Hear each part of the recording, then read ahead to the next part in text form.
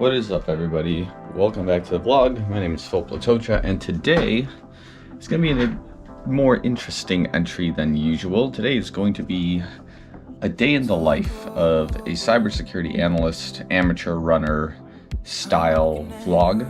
So we're just going to kind of go over some of the things I do on a fairly day-to-day basis, and just talk about how work from home is basically affecting things that I do at my job.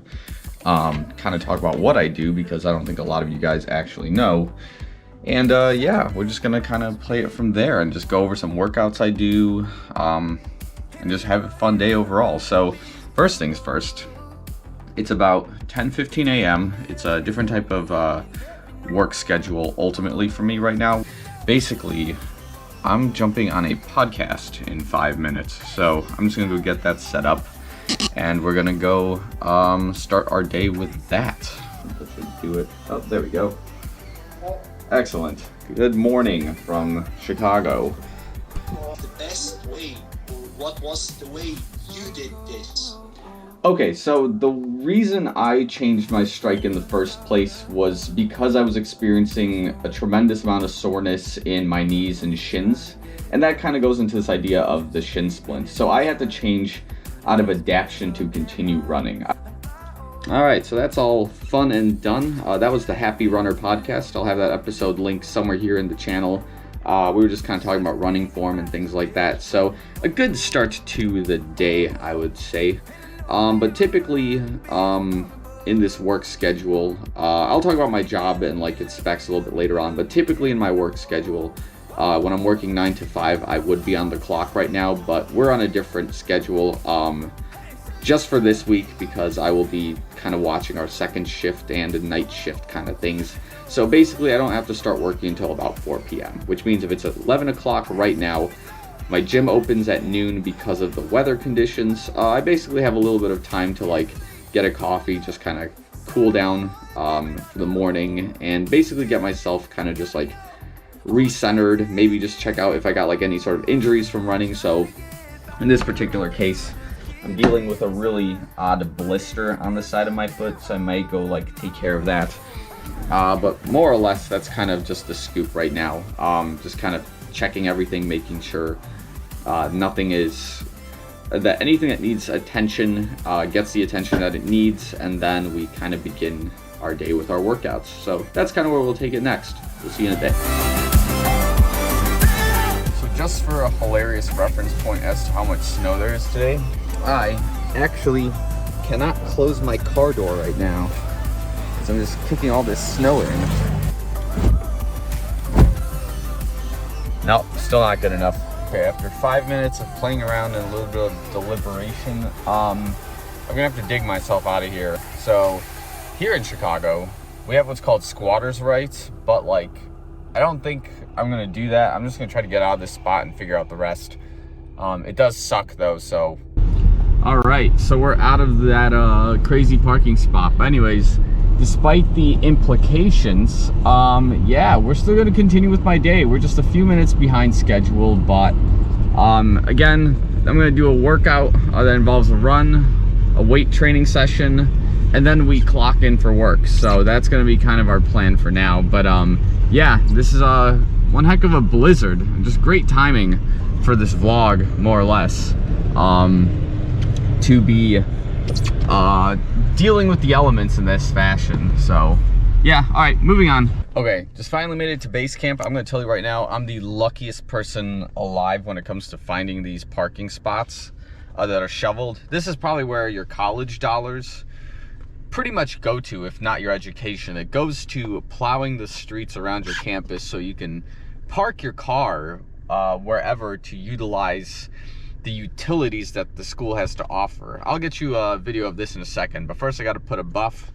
on so I can, get into the facility and whatnot, and then we're going to begin this party. So hold on a second.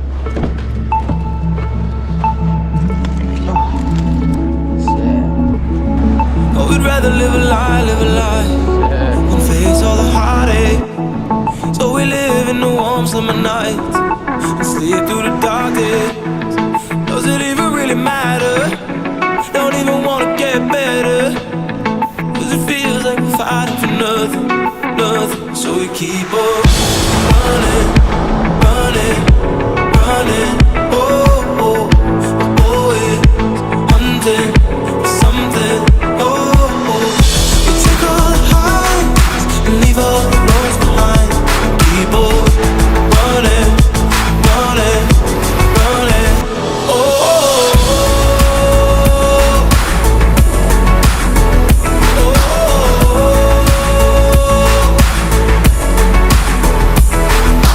Alright fellas, the workout is done for now.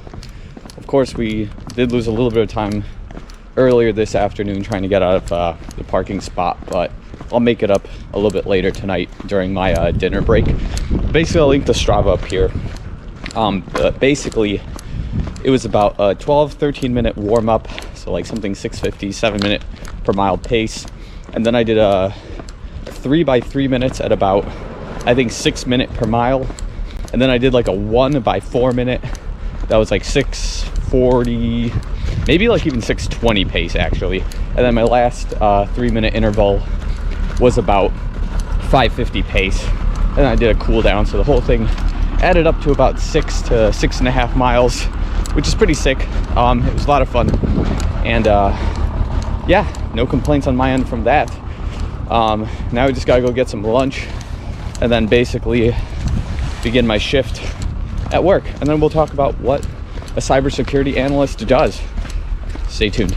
Yeah, typically my play after a workout is not to eat right away. I give myself about 45 minutes to an hour just so my body relieves itself of whatever kind of shock it may have gone through during the workout.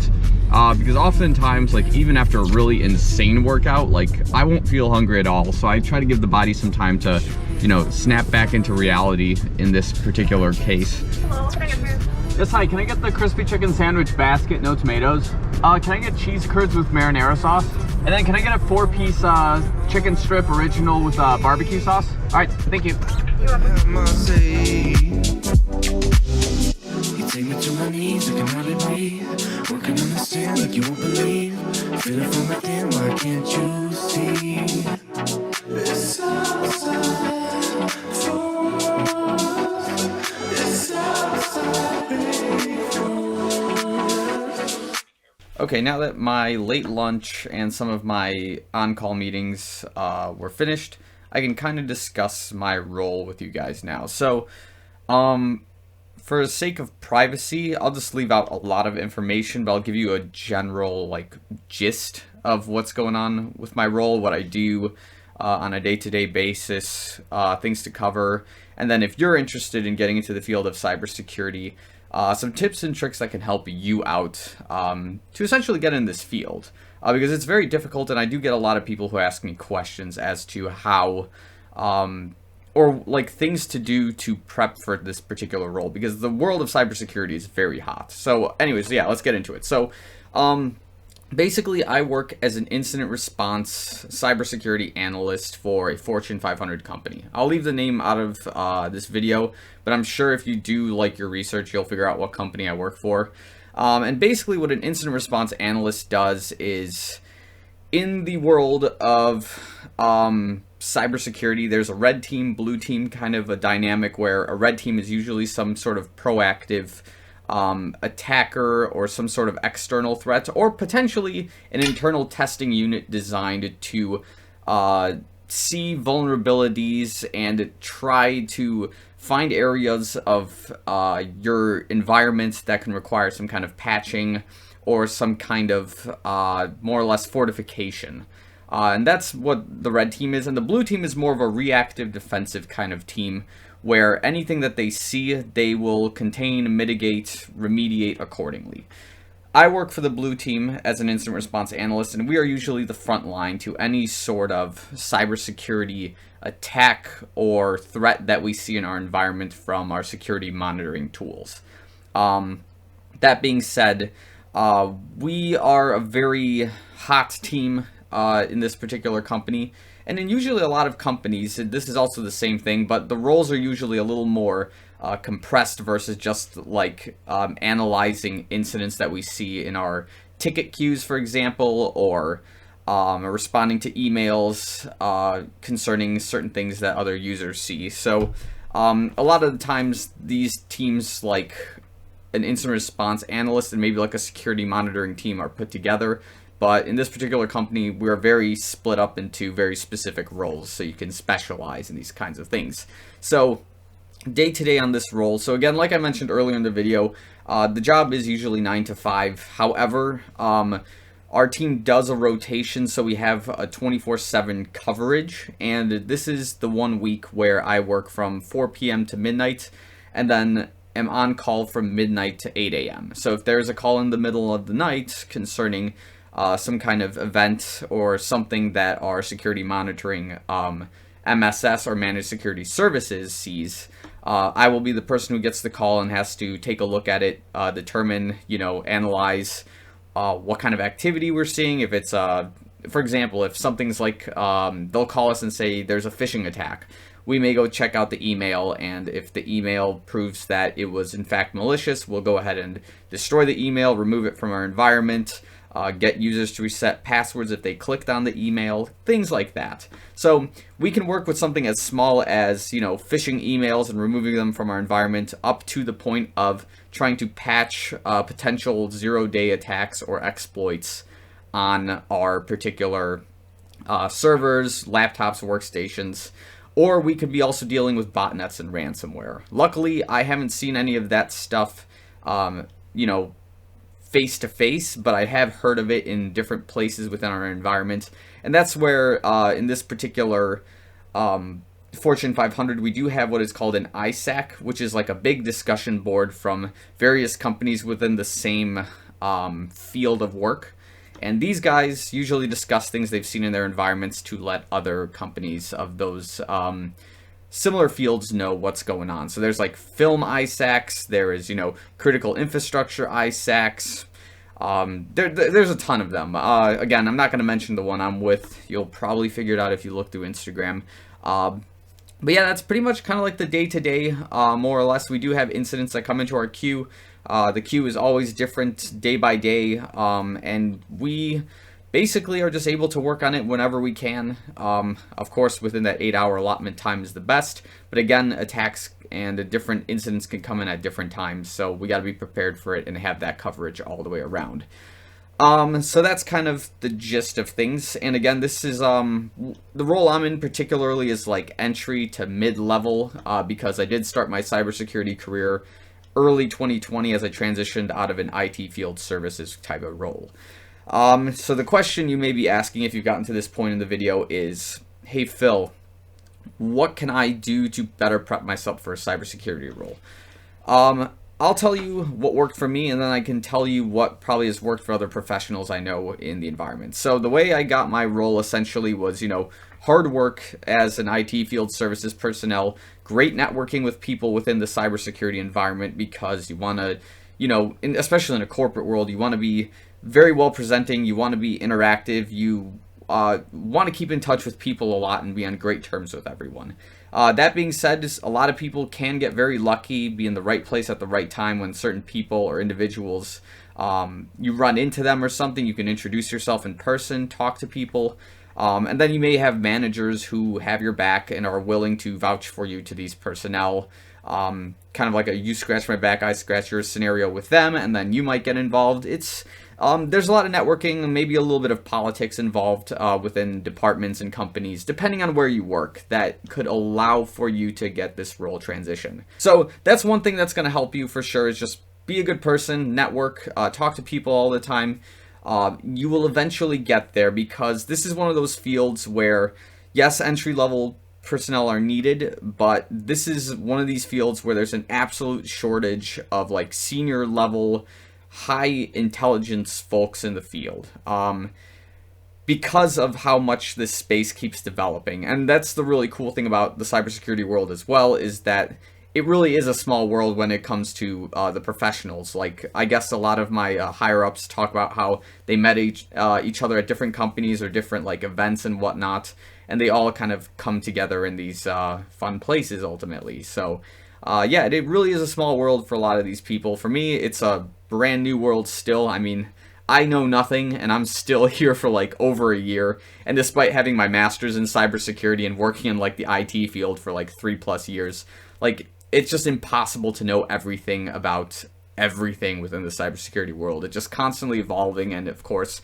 that brings me up to my second piece of advice, which is if you ever fall behind in learning about cybersecurity things, you will fall behind, and it's very hard to keep up. So like latest attacks, reading things like the Hacker News or anything of that nature, that's also a really good place to start. Especially if you're just kind of learning and if you're trying to understand if you even want to be in the cybersecurity world. Number 3, let's talk about like credentials and like things that would look good on a resume. So 3 things to look into, of course, when you're trying to get into the cybersecurity world is good networking, having work experience, a good education, and having a few certs. The 4th one is kind of hit or miss, but it's a very good look. But what you want to do is balance those 4 out realistically, because nothing beats the latter of the 3 than being simply a good person who's willing to learn. That's just like first and foremost. So like if you know the right people, you can talk to the right people, you have a better chance than if your resume looks really good and you're just a terrible person. That's just my opinion, and I'm sticking to it. That's like a hill I'm willing to die on. So that being said, yes, I do have my master's in cybersecurity. That is a big help, and something that's not to scoff at when you're looking for cybersecurity roles, because people understand that if you go into an education field that's higher than a bachelor's degree nowadays, you mean business. And of course, I hope that was the case. Again, the master's did land me a role, even though it is kind of like entry now. It's just work experience is the next best thing that I can get. So work experience is just something that grows over time. You can't really rush that, and I'm happy to be able to do that. Certifications. So certs are really good if you don't have education, but what you don't want to do is get a ton of certs, have no work experience, and have like no networking whatsoever, because that just shows that you're really good at taking tests. And that's not necessarily what I think people in the cybersecurity space want. I think people in the cybersecurity space want people that are willing to learn, be good on a team, understand like the skill sets required, but not be like, you know, a good test taker per se. That's just what I'm trying to say, ultimately, because a lot of people that I work in the field like just come from all over the spectrum of the workforce. We've had people who worked in like particle labs. We had people who studied physics, mathematics, and they all come into the cybersecurity world. We've had accountants who have like particular certifications like, I don't know, the CYSA or the CCNA, and then they come into the cybersecurity world and they're doing just fine. So it really is a diversity of thought type of world at the end of the day. So education is good, but like it doesn't need to be cybersecurity education. You just got to have some kind of balance there ultimately. And again, most important thing I can say is just be a good person, network, be approachable. I'm going to quote this particular person when they say this. I'm not going to mention his name, but he knows who he is. Instead of coming at people like this, come at people like this. And what I mean by that is, you know, be willing to listen to cybersecurity professionals and people in this environment about the roles they have. Like, sit there for hours, because these people are, you know, they don't really have people that they can talk to concerning their roles on a daily basis. So they would like to be able to talk to you about how to do port scanning all day. They would like to talk to you about like what I'm doing now, like incident response and like things I do on a day-to-day basis and cool things I might have seen in our environment. This is something that's good for networking, is just listening to people, asking a lot of questions, and I think it's a good first step in terms of networking for sure. So like this is just kind of me having a little bit of downtime here, but during my lunchtime or dinner time in this particular case, I do actually jump on Zwift, and I do kind of do a ride. I don't know if I'll show any footage of that, but again, I'll probably ride for like 20-30 minutes during my dinner time at work. And then again, if any calls come in or if anything shows up at my incident queue, that's what I'm doing. I'm looking at phishing attacks, I'm looking at unauthorized security scans, potential malware incidents, and then if there's something that's of a critical severity for our team to look at, I get the call and then I take a look at it. So I think I'm going to end the video there, but again, if you guys have any questions about the cybersecurity world or anything that I might have missed, please leave it in the comment section below. I'll be happy to, you know, answer any questions and help you guys out in any way I can. So that being said, thanks for watching this video. I'll see you guys real soon.